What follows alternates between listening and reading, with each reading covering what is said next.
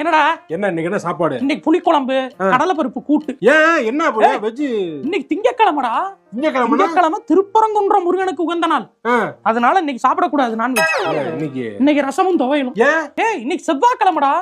மாரியம்மனுக்கு உகந்த நாள். மாரியம்மனுக்குலாம் அது சாமியை கும்பிடும்போது நம்ம வெஜிடேரியன் மாரியம்மன். புதன்கிழமை பொண்ணு கிடைச்சாலும் கிடைக்காதுங்கிறாங்க. இன்னைக்கு நான்வெஜ் இருக்கு. இன்னைக்கு புதன்கிழமைடா. புதன்கிழமை என்னம்மா? சஷ்டி முருகனுக்கு உகந்த நாள் இல்லையா?